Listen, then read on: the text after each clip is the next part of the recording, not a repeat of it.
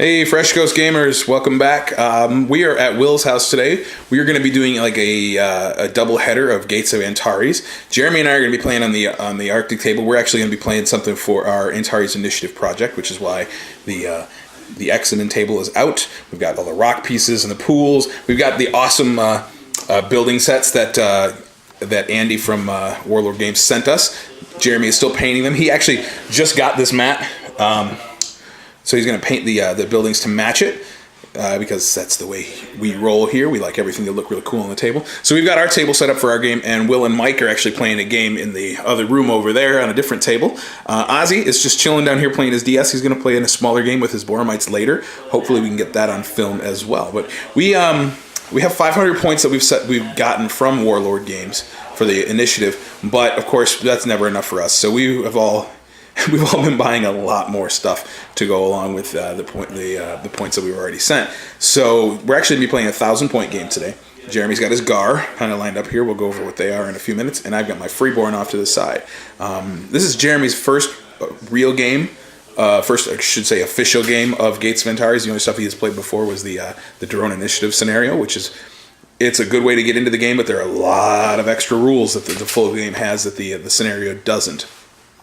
So we're going to be putting him through his paces today. That's it. So we're going to have some football going on in the background, and that's American-style football for you Europeans.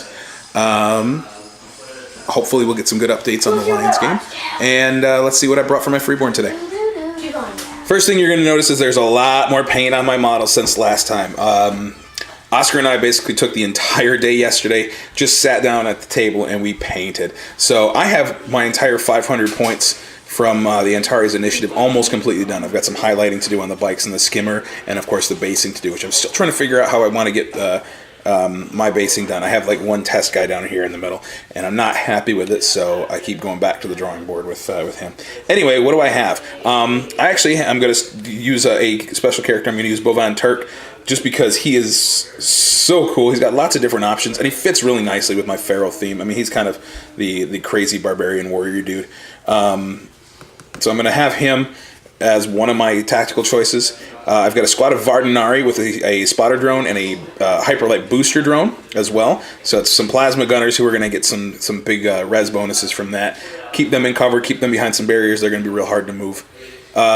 For the rest of my tactical choices, I have 3 squads of ferals, 6 guys and a leader. The leader has a mag gun. They all have somographs, and there's an X launcher in each, a micro X launcher in each. So the somographs are going to make them only fail command checks on a 10, which is going to be really cool. We'll see if that really pays off or not. Back to my support choices. I have my Sky Raider jet bikes, 2 mag light supports, and a plasma lance. They have a targeted drone as well. I have a X launcher artillery piece with a targeter drone, and then I have my striker skimmer with a plasma cannon, targeter drone just to reroll the single shot in there, of course, and a batter drone. So we're going to use the batter template today, and that's my 1,000 points. All right, guys, Jeremy here, demonstrating my Ghar force I brought today. This is 1,000 points, and to achieve that I had to take 6 Ghar battle suits out of our drone initiative box. But what I brought today, I brought 4 units of Ghar battle suits. The 2 painted ones here are Leader 2. They all have plasma amps and plasma dumps. I have 2 units of 4 Tectorus, which are the sharded infantry units. They basically run out, mark targets like a drone, and I get to re-roll 1 hit against targets still within their range. And then I have a disruptor cannon, just a single squad with 2 infantry guys. And that is it. Alright, so here we are after deployment. I've got my Freeborn set up in a line right here. I kind of have this flank being held by my ferals. Sorry about the sun. My skimmer, Bovan, and the Vardanari in the middle of the X launchers back here, and the bikes and the other ferals back there in the corner. And Jeremy's got his Ghar battle suits nicely spread out. Where's your cannon? Where'd your cannon go?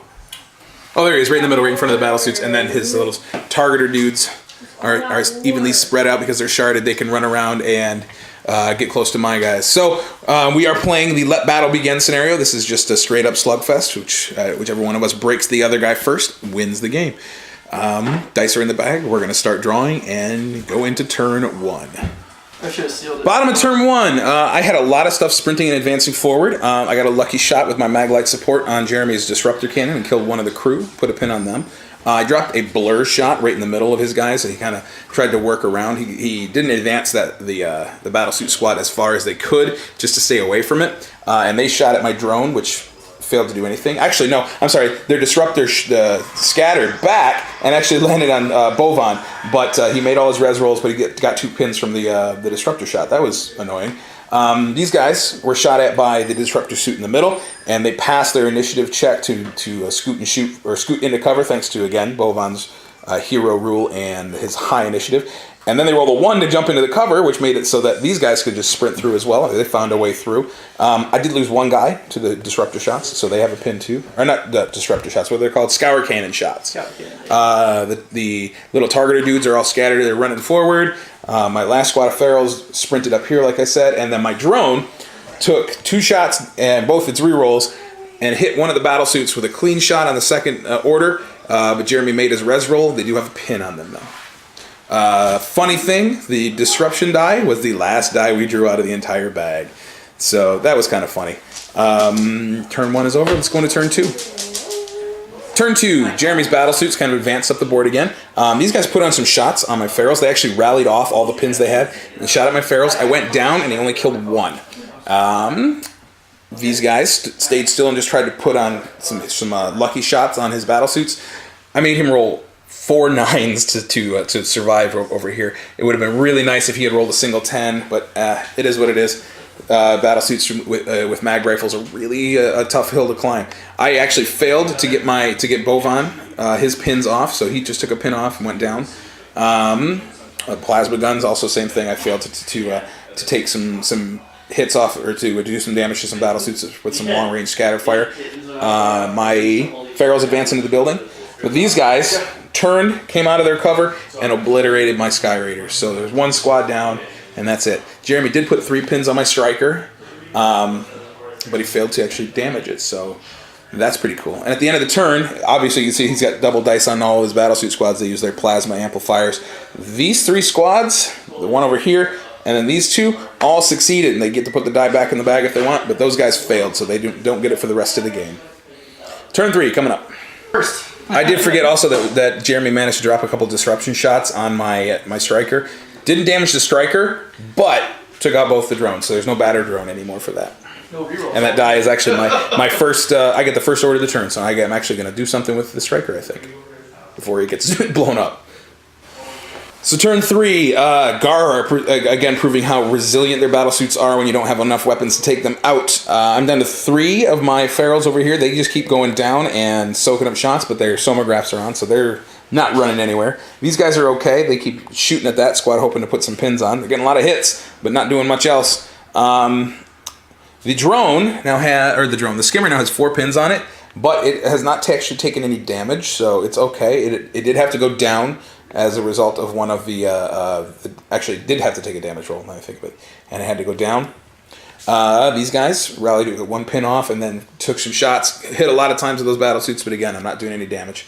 Those guys went down for safety, and then the disruption die affected my mortar team. But the best news was I moved Bovan into range to use his big job shot, and that's what I rolled. So he no longer has that big shot for the rest of the game, and that stinks.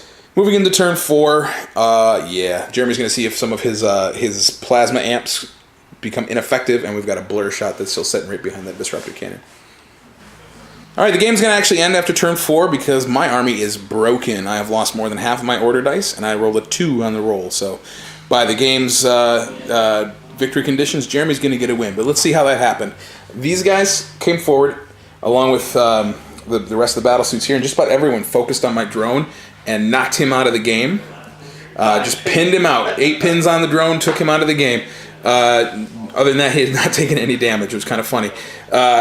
Jeremy got a pretty lucky couple of blast shots with his disruptor cannons against my Vardinari, and I made some really bad res rolls, and then they broke and they ran off the table too. That wasn't good.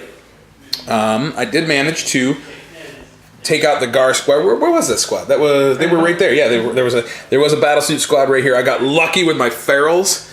and a whole bunch of mag rifle shots, and 2 of the mag rifle rounds actually got through the suits and blew them up, and then he ran away with his leader, failed his command check. So that was kind of a highlight for me. Otherwise, not much else. I put a lot of shots onto his battle suits, but couldn't get him to roll 10s until that very last turn. But game ends in turn 4 with a Ghar victory. So, thanks for watching. We're still learning the game. It did take us a lot longer than we thought, but we're getting faster at it. And being Jeremy's first game, we had to look up a whole lot of the Ghar rules, too. So, these battle suits are pretty nasty. Hail the Ghar Empire. Yeah, whatever. All right, thanks for watching.